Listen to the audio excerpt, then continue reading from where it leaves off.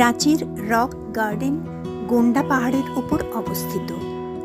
এই গার্ডেনটি সকাল 9টা থেকে সন্ধ্যে 7টা অবধি খোলা থাকে।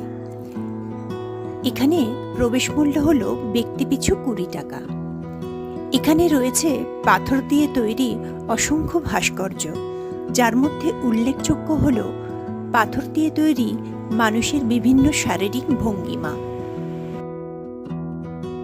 এই লেকটির নাম রাঁচি লেক। বিকেলবেলা লেকটিকে কিন্তু ভারী ভালো লাগছিল। মনে হচ্ছিল আরও কিছুক্ষণ যদি এখানে সময় কাটাতে পারতাম ভালোই হতো।